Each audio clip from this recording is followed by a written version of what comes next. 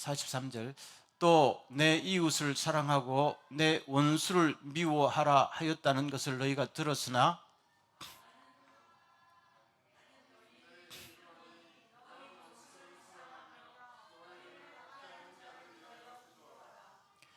이같이 한즉 하늘에 계신 너희 아버지의 아들이 되리니 이는 하나님이 그 해를 악인과 선인에게 비추시며 비를 의로운 자와 불의한 자에게 내려 주심이라.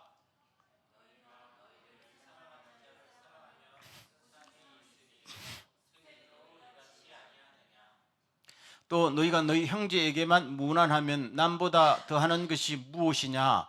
이방인들도 이같이 아니하느냐? 그러므로 하늘에 계신 너희 아버지의 온전하심과 같이 너희도 온전하라. 아멘. 오늘도 우리 하나님의 한결같은 은혜가 함께 하시길 소망합니다. 온라인으로 참여하는 모든 분들에게도 동일하신 은혜가 함께 하기를 소원합니다. 우리 앞뒤 좌우로 한 주간 동안 보고 싶었습니다.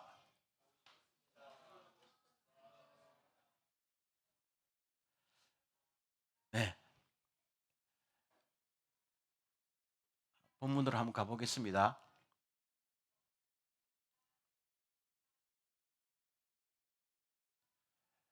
예수님께서 지금 말씀하시는데 구약 성경에 보면은 이에는 이로 갚고 눈에는 눈으로 갚으라 하시고 또 원수는 미워하라. 원수를 미워해야지요. 이웃은 사랑하고 그랬지만은 내가 이거를 다시 정정하겠다 하면서 너희 원수를 사랑하고 너희를 박해하는 사람을 위하여 기도하라 그랬단 말입니다. 지금 우리 많은 크리스찬들이 원수를 사랑하라. 그리고 넌 크리스찬들도 기독교 하면 뭐예요? 사랑, 원수 사랑. 예수가 그렇게 외쳤다. 그래서 사랑의 종교. 하지만은 실제적으로 우리가 원수를 사랑하는 게 가능할까요?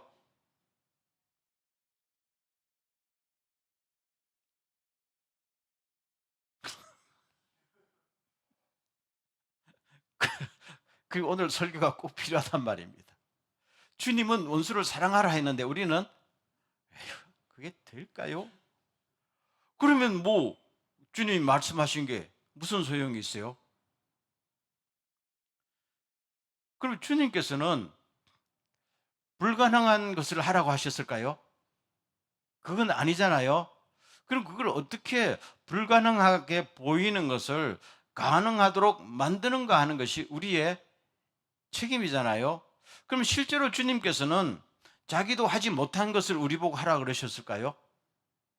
그건 아니죠. 주님은 주님의 말씀대로 원수를 사랑하고 자기를 박해하는 사람을 위해서 기도했지요.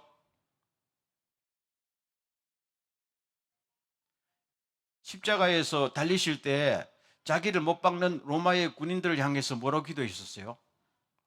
주님, 아버지 저들을 용서해 주십시오라고 했죠. 실제로 기도했단 말입니다. 주님은 하셨어요. 그럼 우리도 할 수 있다는 거잖아요. 근데 우리는 실제로 별로 하고 싶은 마음도 없고 해보니까 안 되더라 하면서 아예 포기하고 가고 있고, 이게 오늘 이제 모든 크리스찬들의 상식 속에 어차피 안 되는 것이다 라고 생각하고 있거든요. 그래서 오늘 말씀이 다시 한번, 그래서 오늘 설교가 대단히 필요하다. 그 다음 넘어가겠습니다. 자, 그럼 여기서 조금 더 실제적으로 이야기할게요. 주님께서 오늘 한 말씀. 그럼 원수를 사랑한다는 게 도대체 뭐냐 하면은 첫째 읽어보겠습니다. 시작. 아버지께서는 악한 사람에게나 선한 사람에게나 똑같이 해를 떠오르게 하시고 의로운 사람에게나 불의한 사람에게나 똑같이 비를 내려주신다. 이게 사랑이에요. 사랑은 뭐예요? 그 사람의 생존을 지켜주는 겁니다. 여러분, 우리에게 제일 중요한 게 뭘까요? 살아남는 거잖아요. 생존이지요. 우리가 우리의 자녀들 있지요. 자녀를 사랑하지요. 그러면 자녀가 아무리 나쁜 짓 해도 이렇게 밥을 안 줘요? 밥은 준다고요. 매는 때려도 밥은 준다고. 왜요? 생존이 중요하니까요. 그럼 우리를 박해하는 사람들이 아무리 미워도 그 사람의 생존은 방해하지 말라는 이야기예요. 그거는 뭐예요? 사랑이라는 거. 그 정도는 사랑해야 된다. 왜요? 하나님은 악인이나 선인이나 하나님을 욕하는 모든 사람에게도 햇빛과 비를 다 주신단 말입니다. 지금도 하나님이 없다 하는 공산주의 사회에서는 비를 안 줘야 되잖아요. 여전히 비를 줍니다. 북한에도 비를 주고 러시아에도 비를 주고 심지어 회교권 불국권에도 다 비를 내려주시잖아요. 이게 하나님의 자비고 하나님의 사랑이다. 그런 말씀이잖아요. 그렇다면 우리도 우리를 욕하는 사람에게 아예 생명줄을 끊어버려야지. 그거는 아니다는 겁니다. 아무리 나를 미워해도 그 정도는 하지 말라. 그 말이거든요. 근데 가끔 보면은 그거 하는 사람이 되게 많잖아요. 요새 전쟁 보세요. 전쟁 보세요. 아예 생명을 다 끊어버리잖아요. 그렇죠? 강물이 흘러가면 강물 위에 댐 만들어서 밑에는 물도 못 흐르게 만든 다음에 그래서 요새 중국에서 물줄기를 끊어가 베트남에 물이 흐르지도 않는다잖아요. 두 나라가 점점 원수가 되는 거 아니야. 그럼 그거는 해결 방법이 있어요. 아무리 그래도 물줄기는 흘러가게 해야지요. 양식은 공급되도록 해야 된단 말입니다. 푸틴 보세요. 우크라이나 곡물 수출을 다 막아버렸단 말입니다. 그럼 뭐예요? 전쟁을 해도 그렇게 하면 안 된다는 거예요. 그래서 우리가 인간관계를 맺을 때 저 인간이 아무리 미워도 저 사람의 생명줄은 끊지 말라. 양식을 끊지 말고 봉급은 끊지 말라는 이야기예요. 아멘. 그것이 원수 사랑이라는 겁니다. 우리는 보통 원수 사랑하면 내가 애인을 사랑한 처럼 가슴이 뜨거워 이거 아니에요. 가슴은 뜨거웠다가 식을 수 있어요. 그런데 항상 저 사람의 생존권은 절대로 보장해라. 아멘. 그럼 하나님이 우리를 사랑하실 때 아무리 죄를 지어도 우리 생존권을 끊는 거 봤어요? 한 번도 본 적이 없어요. 내가 아무리 나쁜 짓을 해도 하나님은 내 먹을 것과 입을 것은 끊지 않더라고요. 왜요? 주님이 우리를 사랑하시니까요. 이게 주님의 사랑이다. 이게 무슨 사랑? 원수 사랑이라는 겁니다. 두 번째, 다 같이 시작. 그러나 나는 너희에게 말한다. 너희 원수를 사랑하고 너희를 박해하는 사람을 위하여 기도하여라. 두 번째는 뭔가 하면요. 그들에게 다시 한번 기회를 주라는 겁니다. 저 인간이 아무리 나쁜 짓을 저질러도 마음을 고쳐먹을 가능성이 있을까요? 없을까요? 있다는 이야기입니다. 없는 인간도 있어요. 있는 인간도 있어요. 그럼 아까도 했듯이 보세요. 주님, 저들을 용서해 주세요 했잖아요. 로마 군인들이. 그리고 그 다음 말이 뭐예요? 자기들이 하는 짓이 뭔지를 몰라서 이런 짓을 하고 있습니다. 그럼 말이 맞아요, 틀려요? 맞지요? 로마 군인들은 예수가 누군지 몰라요. 그냥 나쁜 인간이라면 소문만 들었단 말이에요. 그리고 명령이니까 그냥 못 박는 거예요. 자기들이 하는 짓은 국가에 대한 충성이라고 한단 말이에요. 뭘 몰라요? 거기에 무슨 악한 선한 판단력도 없단 말입니다. 그럴 때 저들이 하는 짓을 모릅니다. 몰라서 하는 짓이니까 기회를 한번 주십시오 하고 하나님께 묻는단 말입니다. 이것은 필요해요, 안 해요? 어떻게 보면 불쌍하잖아요. 무지라는 것은 불쌍한 거예요.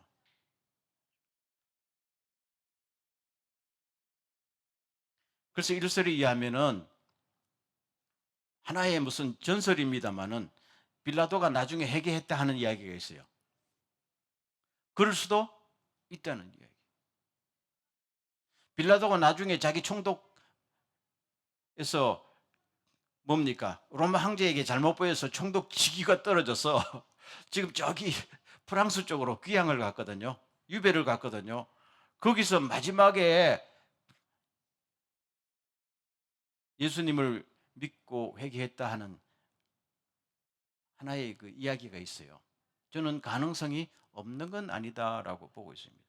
다시 한번 기회를 줬거든요. 사람에게 기회를 주는 것이 원수 사랑입니다.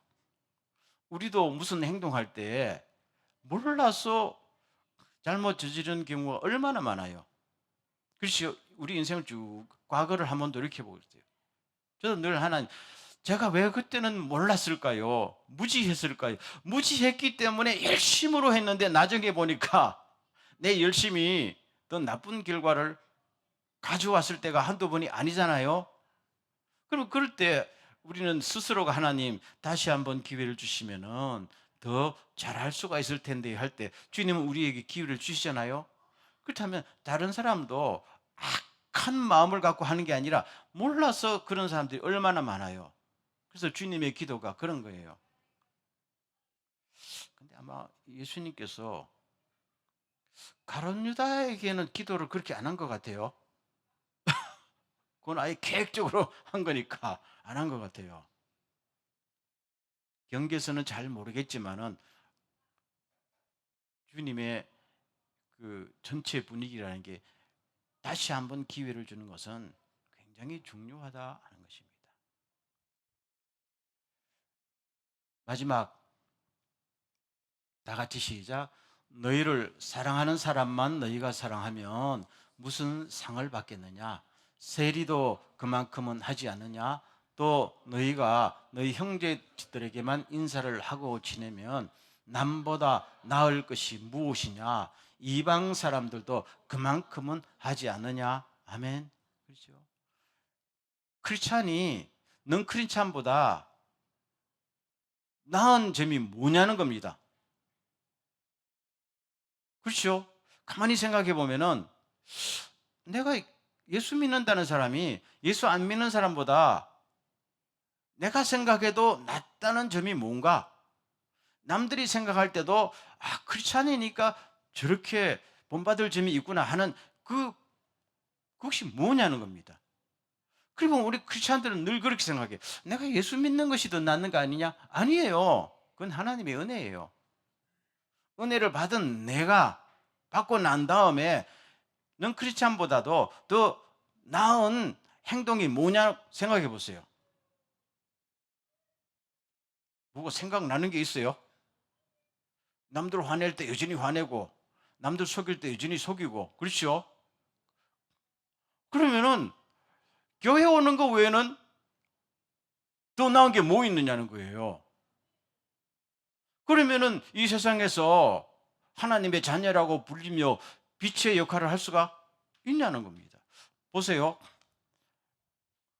너희를 사랑하는 사람만 사랑하면은 너희가 무슨 상을 받겠느냐? 이것은 세리도 하지 않느냐? 요새 말하면 야쿠자도 그렇게 하지 않느냐 이거죠.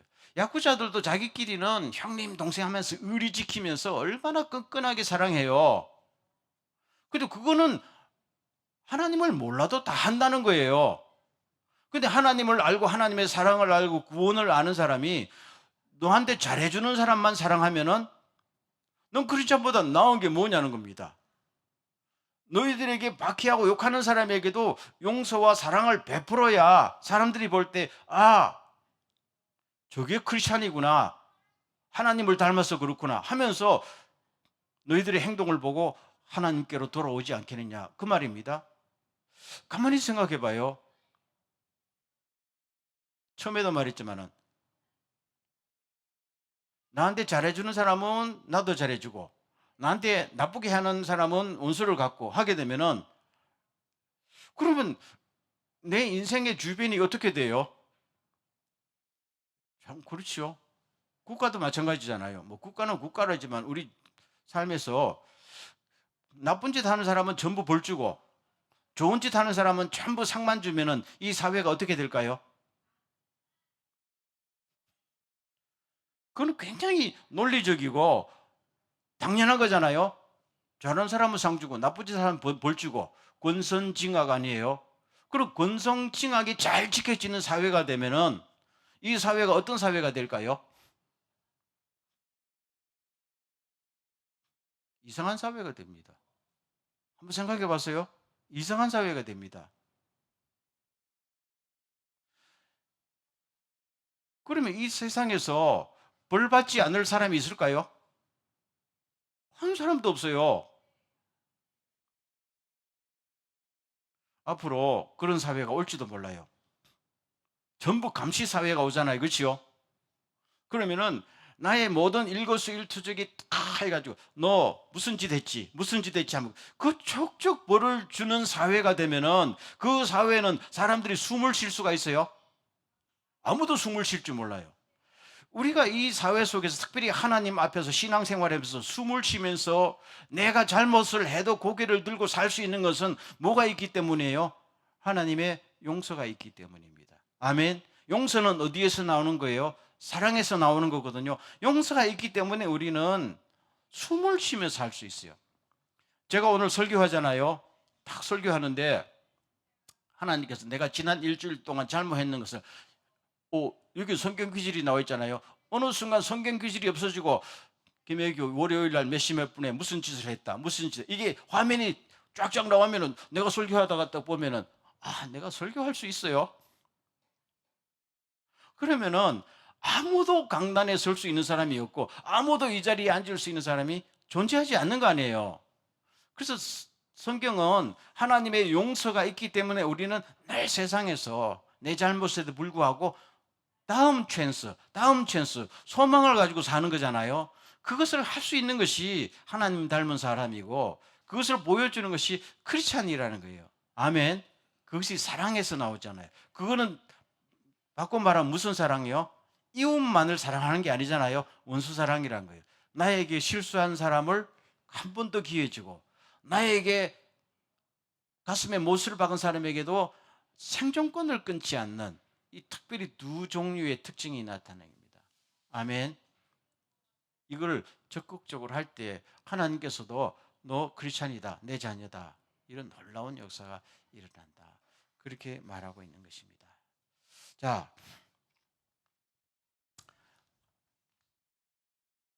그 다음 넘어가겠습니다. 다 같이 시작. 그러므로 하늘에 계신 너희 아버지께서 완전하신 것 같이 너희도 완전하여라. 오늘 이 말씀은 마태복음 5장 전체의 결론이고 예수님 메시지의 아직 엑기스예요. 우리가 이 세상에서 살아갈 때 삶의 목표를 정해준 겁니다. 우리 삶의 목표가 뭐예요? 하나님처럼 완전한 인간이 되라는 거예요. 그리고 하나님을 닮으라는 거잖아요. 이 말씀 가만히 한번 제 설교의 포인트가 되기도 하는데요. 옛날에 중세 때만 하더라도 대학이 각각 섰잖아요. 그러면 그 대학에서 목표는 뭔가 하면은 사람을 성숙시키는 게 대학의 목표였어요. 그랬죠? 인격 형성이 대학의 목표였단 말입니다. 근데 자본주의가 발전하면서 대학의 목표가 바뀌었지요. 누가 인격을 성숙시키려고 대학에 들어가는 사람이 있어요, 없어요? 요 사이에? 없단 말이에요. 그렇기 때문에 이 세상에서 사는데 목표가 대학을 들어가거나 뭐 대학원을 들어가나 박사학위를 따도 그걸 통해서 내가 완전한 인간이 되어야 되지. 이거는 꿈에도 없는 하나의 옛날 이야기가 되어버렸단 말입니다. 그러면 이렇게 된 오늘의 사회라는 게 참 삭막하지 않아요? 모든 것이 수단, 더 성공하고 더 돈을 벌고 더 결혼을 잘하고 더 좋은 직장을 찾기 위한 수단으로 모든 교육이 전락해 버렸으니까 그럼 교육이 제 기능을 못하는 거잖아요. 근데 이것이 나중에 교회 안으로도 들어왔단 말이에요. 그래서 오늘 성도들 가만히 보면은 왜 교회 다닙니까? 물으면은 하나님 닮으려고 다녀요 하는 사람 있을까요? 물어보잖아요. 왜 아무 교회에 나가요? 그러면은 하나님을 닮으려고요. 그런 사람 있을까요? 난 별로 본 적이 없어. 저를 따라하겠습니다. 도쿄 뉴처치는 그런 교회가 되기를 바랍니다. 주님은 오늘 여기서 굉장히 중요한 삶의 목표를 설정해 준 거예요. 그럼 오늘 교회조차가 자본주의화되어서 교회 다니는 것이 하나의 수단이 되어버렸잖아요. 뭐를 위해서 되어버리게 되면 우리는 목표를 잃은 신앙생활이 되는 거잖아요. 주님께서 당시에 성전에 다니던 사람도 똑같았다는 이야기예요. 그래서 이거를 바꿔주면서, 그러면 하나님을 닮아서 우리가 완전한 인간이 된다는 그 방법이 뭐예요? 원수 사랑이에요. 원수를 사랑하는 것을 노력하다 보면은 우리가 주님을 닮게 된다는 말이에요. 다른 것이 중요한 게 아니잖아요. 그렇죠? 그래서 이 이야기를 오랫동안 끌고 오신 것입니다. 오늘 우리 신앙생활 그리고 교회 모든 게 있어서 이 정신이 꼭 회복될 수 있기를 주의 이름으로 축원합니다. 오늘 우리 크리스찬 이 신앙생활이 이분화되어 있어요. 예수 믿으면은 천국 간다. 예수 믿으면 천국 간다. 이렇게 이야기하거든요. 그런데 두 번째가 몰라요. 어떻게 해서 천국에 가는지에 대해서는 설명이 잘 안 돼 있단 말이에요. 그렇지요? 그럼 제가 오늘 당장 여러분들에게 어떻게 해서 천국에 가요? 물으면 뭐라고 대답해요? 대답이 곤란해지잖아요. 저 이번 수련회 때 아마 이걸 좀 집중적으로 다뤄야 되지 않냐 지금 생각하고 있어요.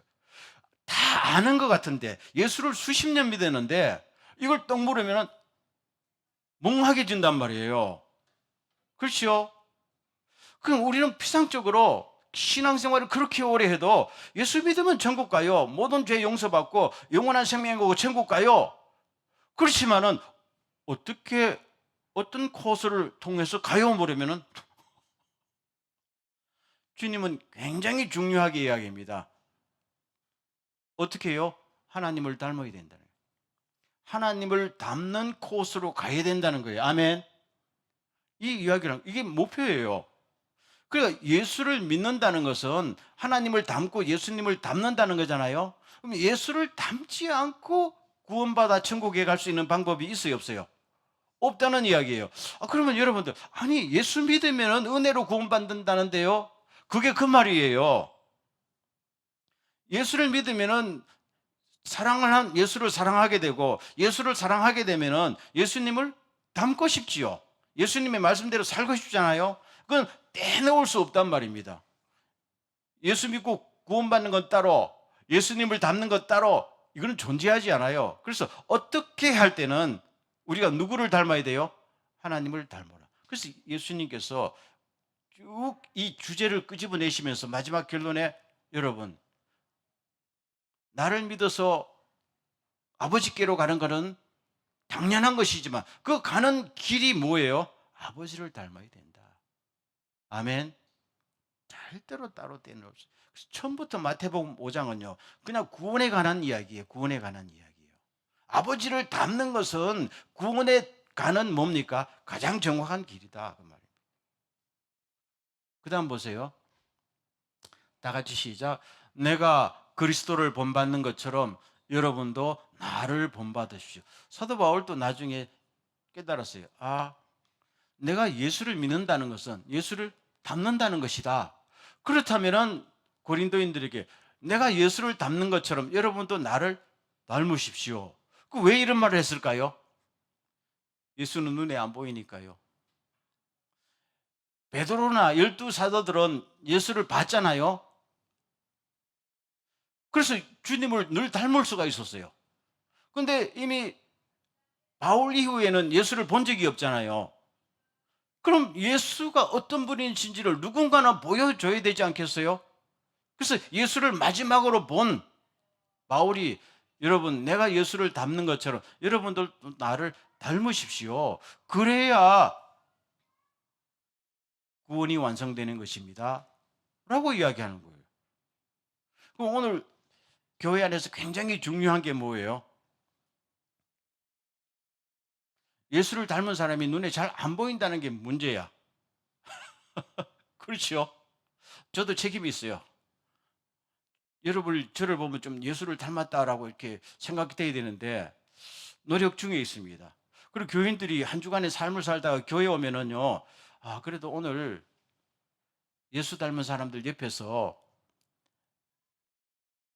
있다 보니까 그야말로 친정 어머니 만난 것처럼 마음이 기쁘다, 푸근하다, 뭐 닮고 싶다 이렇게 있어야 되는데 요새 교회는 점점 커지는데 그게 없으니까 뭡니까? 그냥 분위기 프로그램으로 막 해서 그냥 교회 예배를 키운단 말이에요. 근데 아무리 그래도 그 분위기를 벗어나면 마음이 허전한 게 뭐예요? 채워져야 될 사랑이 안 채워지고 채워져야 될 인격이 안 채워지니까 아무리 분위기가 뜨거워도 나중에 돌아서서 집에 오면은 뭐가 비어 있는 거야. 비어 있는 거예요. 구멍이 뚫려 있는 겁니다. 그 사도 바울이 굉장히 정확하게 이야기해요. 고린도 교회가 그랬거든요. 그래서 여러분 아닙니다. 우리가 예수 믿는다는 것은 예수를 닮는 것이고 예수 닮은 사람이 교회 안에 곳곳에 있어야 됩니다. 그래야 사람들이 와서 오늘 나는 예배를 통해서 교회를 통해서 하나님을 닮은 사람을 만났다 해야 비로소 목표가 생기고 가는 코스를 아는 거 아니에요? 제가 예전에요 신학교 처음 들어갔을 때 그러더라고. 제가 신학교 들어가기 전에는 사람들이 그 신학교 가면은 굉장히 기라성 같은 교수들이 몇 명 있대요. 인격적으로 홀랐고 그렇지요. 그냥 모든 시련도 이기고.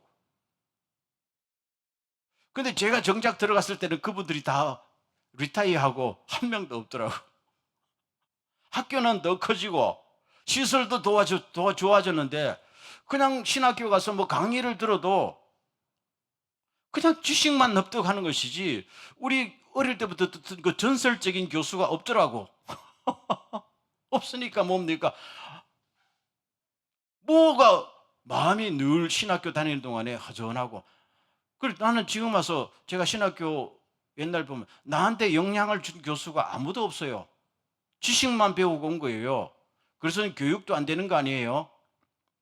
오늘날 교회도 마찬가지다라는 생각이 있어요. 어떤 목사님이 설교를 잘하고 어떤 교회가 뭐가 프로그램이 좋고가 문제가 아니라 정말 교회 안에 내가 예수를 본받는 것처럼 나를 본받는 자가 되라. 자신 있게 말하는 사람도 필요하고 실제로 그런 사람이 필요하다는 것인데 저도 그런 사람이 되어야 됐지만 이제 여러분들도 좀 그럴 나이가 됐어요. 아직 젊은데요? 아니에요. 예수님은 33세에 벌써 그렇게 되셨잖아요. 사도 바울도 이 고린도 썼을 때예요. 50대였어요. 예수님 생각하면 여러분 거의 33살 넘었잖아요. 이제는 나를 통해서 뭔가 예수의 냄새가 뿜어나오고 예수의 사랑이 뿜어나오고 예수의 인격이 뿜어나와서 저 사람 뭔가 보면은 예수가 조금 느껴진다. 이게 오늘날 교회에서 제일 아쉽다는 겁니다. 그렇죠? 자, 넘어가겠습니다. 자, 이 기도를 여러분 유명한 기도지요. 하고 이제 마지막 설교를 마치려 합니다. 좀 천천히 읽어보겠습니다. 시작. 하나님, 바꿀 수 없는 것은 받아들이는 평온을, 바꿀 수 있는 것은 바꾸는 용기를, 그리고 그 차이를 분별하는 지혜를 주옵소서. 한 번에 하루를 살게 하시고 한 번에 한순간을 누리게 하옵소서. 고난을 평화에 이르는 지름길로 받아들이며 죄로 물든 세상을 내가 갖고 싶은 대로가 아니라 주님이 그러하셨듯이 있는 그대로 받아들이게 하옵소서.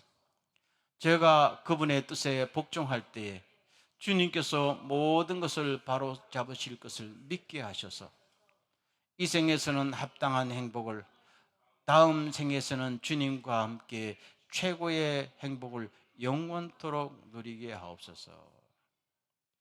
이 앞으로 넘어가겠어요. 이 라인홀드 리버란 사람 이야기를 좀 해야 됩니다. 그냥 이 기도문만 보면은 우리가 뜻을 잘 알지 못해요. 왜 이분이 이 기도를 했는가 하는 것을 알아야 됩니다.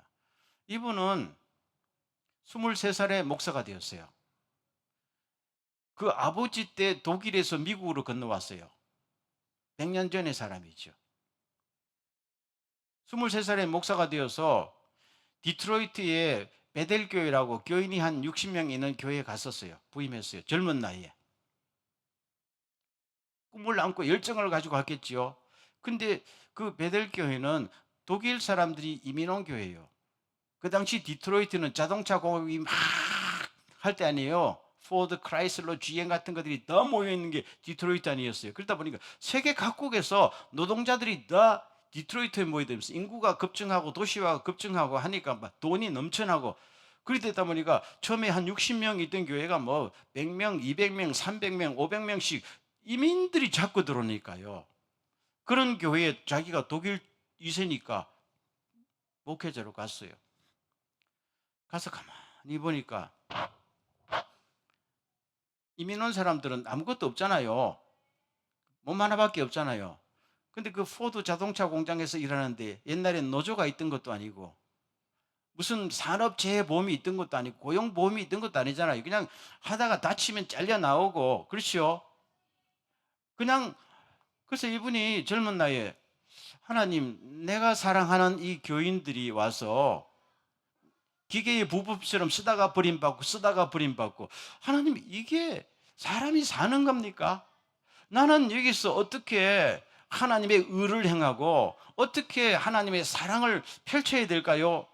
고민을 해도 답이 안 나오는 거야. 그래서 좌충우돌하면서 자기 하다 보니까 또 실패하고 또 실패하고 또 실패하고 나중에 욕만 들어먹고 탈진된 거야. 번아웃 된 거예요. 그러면서도 아까 말했죠. 내가 저 포드라는 사람을 용서할 수 있을까요? 자기 교인들을 그냥 괴롭히는 악덕 고용주 아니었어요. 자기 입장에서 보면은 내가 저 사람에게 하나님의 정의를 하라고 촉구하면서 그 사람을 내가 용서하고 사랑할 수 있을까요?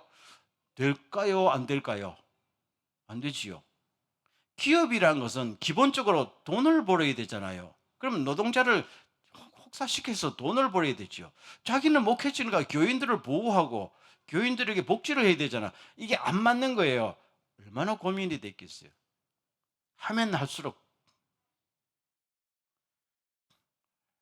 그렇지만 이분이 딱 잘한 게 하나 있어요. 뭘까요?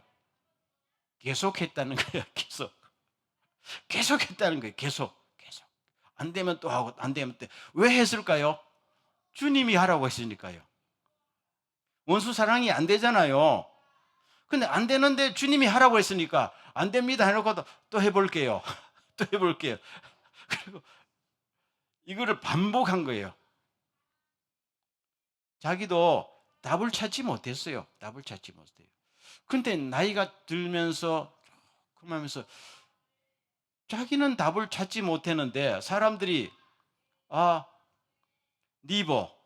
니버를 닮아야 된다 이렇게 된 거야. 자기는 아직도 아무 답을 찾지 못했는데 그래서 니버를 닮아야 돼. 니버를 보면은 하나님의 사랑이 생각난다. 니버를 보면은 하나님의 정의가 생각이 난다. 이렇게 된 거예요. 그래서 나중에 미국에서 여러분 잘 모르겠지만 라인홀드 니버는 미국의 정치인이었어요. 그래서 버락 오바마 대통령도 그러죠. 내가 가장 좋아하는 신학자 하면 라인홀드 니버였어요. 미국의 양심, 미국의 행동. 지금도 그런 별명이 붙어 있거든요. 근데 이분이 처음부터 자기 인생에 답이 있었던 것도 아니고 처음부터 성경을 다 알아갔던 것도 아니야. 다만 의를 행하라. 원수를 사랑하라. 하니까 좌충우돌하다가 보니까 나중에 뭡니까? 저분이 예수를 닮은 분이구나. 저분이 예수를 닮아서 의를 행하고 예수를 닮아서 사랑을 실천하는구나. 이렇게 된 거예요. 아멘. 오늘 우리에게 필요한 게 그거예요. 제가 이렇게 해도 제가 원수 사랑을 어떻게 했는지 제가 다 알까요? 모릅니다, 진짜. 하나님의 정의를 어떻게 실행해야 될지 여러분 다 알아요? 몰라요. 여러분 저한테 무슨 답을 묻지 마세요. 난 모르는 게 너무 많으니까요. 그러나 지금까지 답을 얻지 못했지만 주님께서 하라고 하셨고 본을 보여줬으니까 해볼랍니다. 해보려면 하는 중에 그래도 저분은 뭔가 예수 닮은 냄새가 난다. 그걸로 우리는 주님께 영광이 되는 줄 압니다. 전부 다 답을 가지고 사는 사람은 아무도 없다. 그래서 보세요. 하다 보니까 계획을 세우는데 또 실패하고, 마음을 먹었는데 계획이 딴 데로 가고 하니까 처음에는 내 계획이 실패하니까 내 인생 실패라고 막 안간힘을 했는데, 그래도 안 되는 건 안 되는 거잖아요. 그래서 나중에 이 시를 쓸 때가 40대였어요. 40대 조금 철이 들어서 쭉 보면서, 하나님, 아무리 해도, 아무리 기도하고 아무리 노력해도 내가 할 수 없는 것은 할 수 없다는 것을 알았습니다. 그렇다면 이것을 받아들일 수 있는 마음의 평화를 주십시오. 아멘. 그렇지만은 하지 않으면 안 되고 바꾸지 않으면 안 된 것은 목숨을 걸고라도 바꿀 수 있는 용기를 주십시오. 아멘. 근데 어떨 때 포기하고 어떨 때 목숨을 걸어야 될지 잘 모르겠습니다. 차이를 알 수 있는 지혜를 주십시오. 이게 첫 번째 단락에 나오는 겁니다. 그분은 이것 때문에 고민했는데 계속해. 아마 죽을 때까지 이 고민이 다 풀리지 않겠죠. 죽을 때까지 우리는 이 차이점을 알까요? 모릅니다. 그렇지만 알려고 노력해서 나갔단 말입니다. 그러다 보니까 사람들이, 저분이 예수 닮지 않았냐? 두 번째, 이 뒤에 보십시오.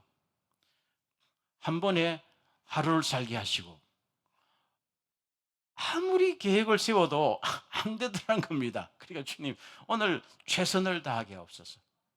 오늘 최선을 다하게 하십시오. 그리고 예수님 말씀, 한날 괴로움은 그날의 족하다고 했으니까 오늘을 괴로움 있는 만큼 나에게 오늘의 즐거움도 주십시오라고 소박한 기도를 하면서, 그 다음 보십시오. 죄로 물든 세상, 그 디트로이트라는 도시가요, 범죄가 너무 많잖아요. 그렇죠? 이런 것을 젊을 때는 개혁을 시키려고 교회도 도시도 바꾸려고 엄청 노력했는데, 아무리 해도 내 힘으로 안 된다. 안 된다. 그래서 내가 원하는 식으로 개혁을 할 것이 아니라 주님이 그랬듯이 주님의 계획이 이루어지도록 내가 나를 헌신하겠습니다. 그럴 때 주님이 뜻대로 이루어질 줄로 믿습니다 하면서 굉장히 믿음으로 이제는 자기 인생을 너그럽게 보는, 그리고 마지막에는 주님, 이 땅에 사는 동안에 내가 누려야 될 행복이 있다면 주십시오라고. 우리가 주님의 일을 한다고 막 일을 악물고 나갈 수는 없잖아요. 그럼 빨리 지치니까 오늘을 살아갈 수 있는 행복을 주십시오. 합당한 행복, 나에게 필요한 행복을 주십시오라고. 참 좋은 기도죠. 그리고 영원한 천국에서는 엄청난 행복이 있는 것을 믿습니다. 믿기 때문에 오늘을 살아갑니다 하는 이 기도.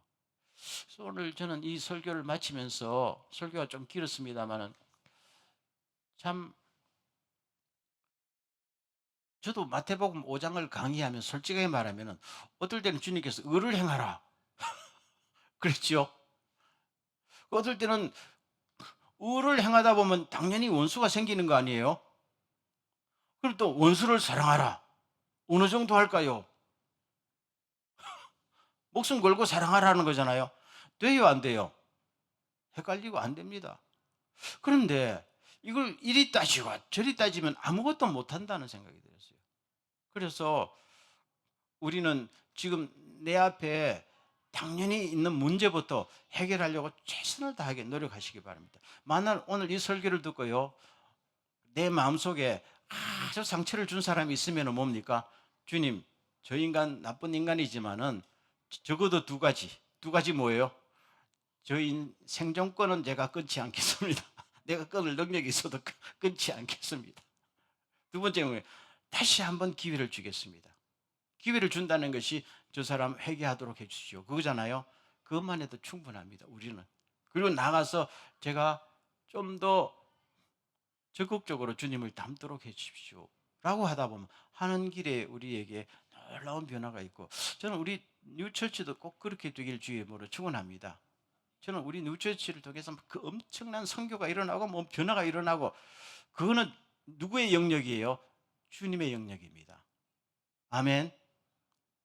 우리는 내가 할 일을 하면 되는 거예요.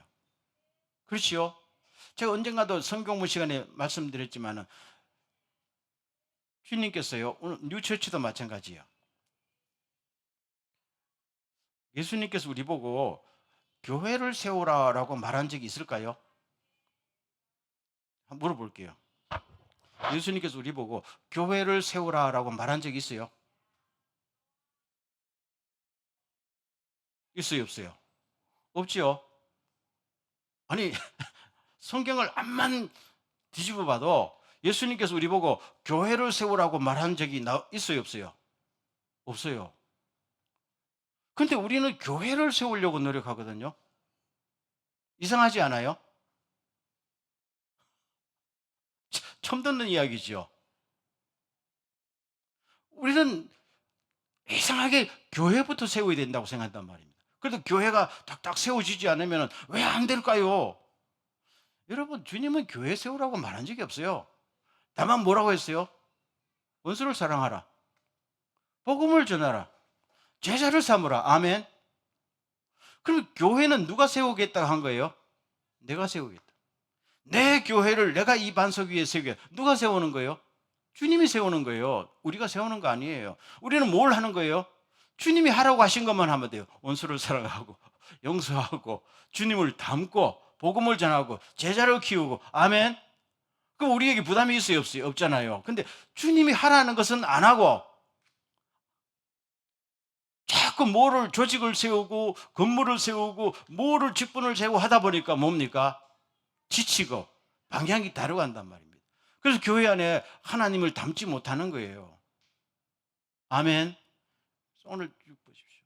그래서 오늘 제가 이 두서 없는 것 같지만은 이 리버의 인생을 가만히 보면서 차츰차츰 주님에 대한 충성과 사랑을 가지고 한결없이 하다 보니까 나중에는 엄청난 인간이 됐어요. 그래서 마지막 이분의 하나 이야기. 자기가 그랬어요. 마지막 쭉 글을 쓰면서 내가 헨리 포드와 싸우면서 거인이 되었다. 이 말씀이 굉장히 중요해요. 내가 헨리 포드와 싸우면서 내가 거인이 되었다. 엄청난 하나님의 일꾼이 되었다는 거예요. 헨리 포드는 원수잖아요. 자기 입장에서 보면. 정의를 실현해야 될 대상이잖아요. 근데 이 사람을 가지고 다 기도하면서 주여, 내가 어떻게 이 문제를 해결할까요? 어떻게 이 문제를 해결할까요? 포기하지 않고 10년, 20년 달라붙다 보니까 나중에 뭡니까? 자기가 오히려 헨리 포드를 넘어가는 미국의 정신이 되어본 거예요. 아멘. 오늘 우리에게도 이런 사고방식과 이런 가치관이 필요하다라는 걸 주님께서 가르쳐 주고 있습니다. 아멘. 예, 주님을 닮는 교회, 주님을 닮은 나를 보여주는 교회, 이런 인생이 꼭 되시길 주의 이름으로 축원합니다. 한번 기도하겠습니다.